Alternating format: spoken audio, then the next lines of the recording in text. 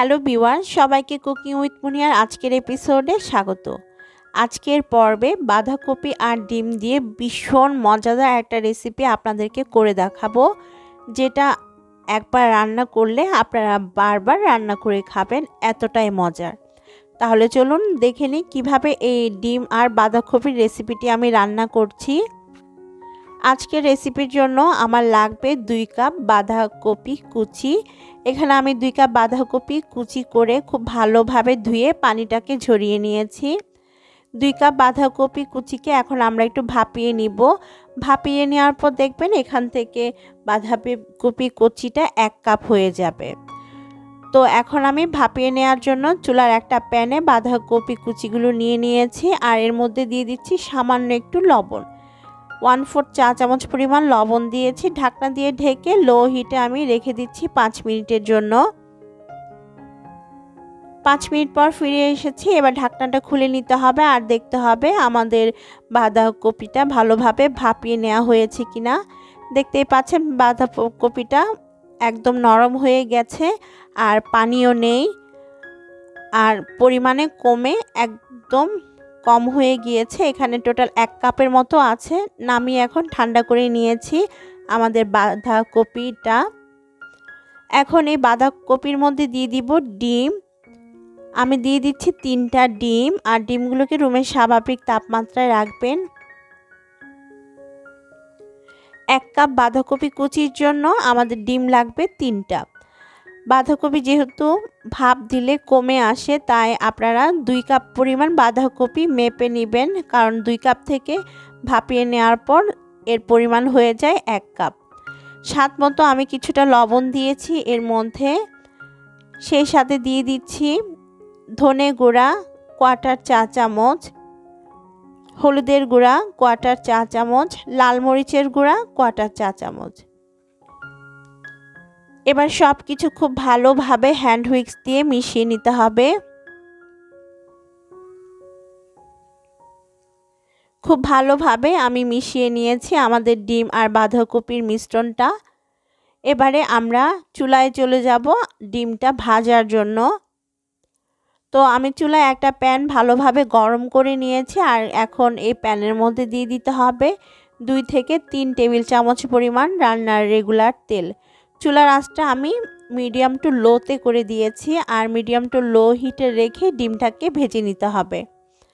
তেল যখন ভালোভাবে গরম হয়ে আসবে তখন আমরা ডিম আর বাঁধাকপি মিশ্রণটা এর মধ্যে দিয়ে দিব। তারপর একটা স্প্যাচুলা দিয়ে একটু স্প্রেড করে নেবেন, যেন ডিম আর বাঁধাকপির মিশ্রণটা চারপাশে সমানভাবে থাকে। এবারে ঢাকনা দিয়ে ঢেকে একদম লো হিটে আমি 2 থেকে 3 মিনিটের জন্য রান্না করে নিব বা ভেজে নিব।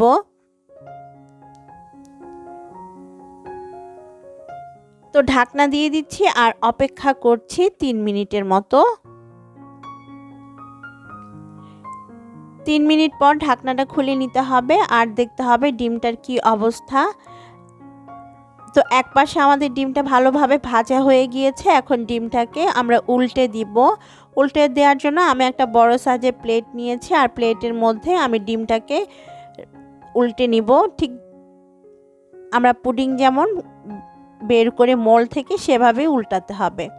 দেখুন আমি প্লেটে ডিমটাকে উল্টে নিয়েছি, আর এখন সেম প্যানের মধ্যে ডিমটাকে আবারও বসিয়ে দিতে হবে। আসলে আমি কিভাবে করেছি সেটা আপনারা নিজেরা নিশ্চয়ই দেখেছেন, সেভাবেই করে নিতে হবে।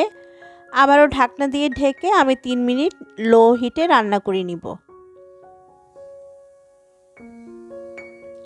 3 মিনিট লো হিটে রান্না করে নিয়েছি, আর আমাদের ডিমটা খুব ভালোভাবে এখন ভাজা হয়ে গিয়েছে। এবার আমি চুলাটা বন্ধ করে দিব। বন্ধ করে দিয়ে ডিমটাকে আমি একটা প্লেটে নিয়ে ছোট ছোট টুকরা করে কেটে নিব। আপনারা আপনাদের পছন্দ মতো সাইজ করে কেটে নিতে পারেন। তা আমি দেখিয়ে দিচ্ছি আমি কতটা বড় করে কেটেছি। দেখতেই পাচ্ছেন আমি কিন্তু খুব বেশি বড় করিনি। আমাদের ডিমের টুকরাগুলোকে মোটামুটি রেগুলার কাট করে কেটে নিয়েছি। এবার আমরা চলে যাব চুলায় রান্নাটা শেষ করার জন্য। চুলায় একটা প্যানে আমি 3 টেবিল চামচ পরিমাণ রান্নার রেগুলার তেল দিয়েছি। এবার এর মধ্যে দিয়ে দিতে হবে মিহি কুচি করা পেঁয়াজ 1/2 কাপ। আমি 1/2 কাপ পেঁয়াজ আর 3-4টা কাঁচা মরিচ একটু গ্রাইন্ডারে মিহিভাবে কুচি করে নিয়েছি আর সেটাই দিয়ে দিয়েছি। এখন খুব ভালোভাবে নরম করে পেঁয়াজটাকে ভেজে নিব তেলের মধ্যে। পেঁয়াজ যখন খুব ভালোভাবে নরম হয়ে আসবে তখন এর মধ্যে দিতে হবে টমেটো পিউরি। আমি এখানে 1/2 কাপ পরিমাণ টমেটো পিউরি নিয়েছি। আমি 3টা টমেটো ব্লেন্ডারে ব্লেন্ড করে সেটা এখানে ব্যবহার করেছি। খুব ভালোভাবে টমেটোটা পেঁয়াজ আর কাঁচামরিচের মিশ্রণের সাথে মিশিয়ে ভেজে নিতে হবে। ভেজে নেওয়ার পর এর মধ্যে আমি প্রথমে দিয়ে দিব আদা রসুন বাটা 1 চা চামচ। তারপর দিয়ে দিতে হবে গরম মশলার গুঁড়া 1/2 চা চামচ। ভাজা জিরার গুঁড়া দিয়ে দিব 1/2 চা চামচ। তারপর দিয়ে দিব হলুদের গুঁড়া, এটাও আমি 1/2 চা চামচ দিয়েছি। আর লাল মরিচের গুঁড়া দিচ্ছি 1 চা চামচ। এখানে আমি ধনে গুঁড়াটা দেইনি, তবে আপনারা চাইলে দিতে পারেন। একটা তেজপাতা, 3-4টা এলাচ আর 3-4টা লং দিয়েছি স্বাদ মতো কিছুটা লবণ। এবারে সব কিছু খুব ভালোভাবে মিশিয়ে আমরা মশলাটাকে কষিয়ে নিব যতক্ষণ না মশলার কাঁচা গন্ধ একদম চলে যাচ্ছে। মশলাটা 3-4 মিনিট কষানোর পর যখন তেলটা উপরে উঠে আসবে তখন বুঝতে হবে আমাদের মশলা ভালোভাবে কষানো হয়ে গিয়েছে। তখন এর মধ্যে আমরা দিয়ে দিব পানি। আমি খুব বেশি গ্রেভি বা ঝোল রাখবো না, একটু মাখা মাখা রাখবো, তাই আমি এর মধ্যে দিয়ে দিচ্ছি 2 কাপ পরিমাণ গরম পানি। পানিটা দিয়ে দেওয়ার পর সব কিছুর সাথে ভালোভাবে পানিটা মিশিয়ে নিতে হবে। তারপর ঢাকনা দিয়ে ঢেকে আমি বলক উঠে আসা পর্যন্ত মিডিয়াম হিটে রান্না করব। তো এবারে ঢাকনা দিয়ে দিচ্ছি আর অপেক্ষা করছি আমাদের ঝোলটা ফুটে ওঠা পর্যন্ত।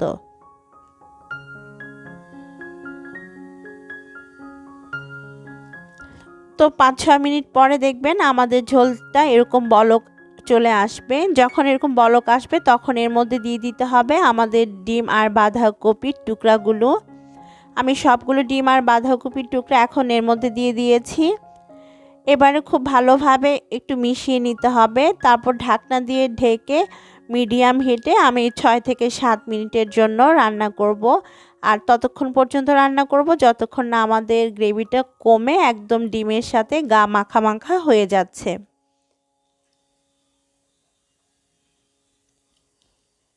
প্রায় 7-8 মিনিট আমি মিডিয়াম হিটে রান্না করার পর যখন এরকম ঝোলটা গা মাখা মাখা হয়ে এসেছে ডিমের সাথে, তখন বুঝতে হবে আমাদের রান্নাটা একদম শেষ পর্যায়ে। আপনারা এই পর্যায়ে লবণ আর ঝালটা চেক করে নেবেন। তো নামানোর আগে আমি আরও কিছুটা ভাজা জিরার গুঁড়া এর মধ্যে দিয়ে দিয়েছি। আর দিয়ে দিতে হবে ধনে পাতা কুচি। ধনে পাতাটা অপশনাল, আপনারা চাইলে বাদও দিতে পারেন, তবে শীতের দিনে সব তরকারিতে ধনে পাতা দিলে খেতে অনেক বেশি মজার হয়। এখন ঢাকনা দিয়ে দিব আর একদম লো হিটে 5 মিনিট রান্না করে নিব। তারপর আমি চুলাটা বন্ধ করে আপনাদেরকে সার্ভ করে দেখাবো আজকের আমাদের বাঁধাকপি আর ডিমের এই তরকারিটি। তো 5 মিনিট পরে আমি চুলা বন্ধ করে দিয়েছিলাম আর একটা বাটিতে সার্ভ করে নিয়েছি। দেখতেই পাচ্ছেন কতটা লোভনীয় হয়েছে আমাদের ডিম আর বাঁধাকপির এই তরকারিটি। আশা করছি আপনাদের সবার কাছে ভালো লেগেছে। ভালো লাগলে আমার সার্থকতা। আজকের মতো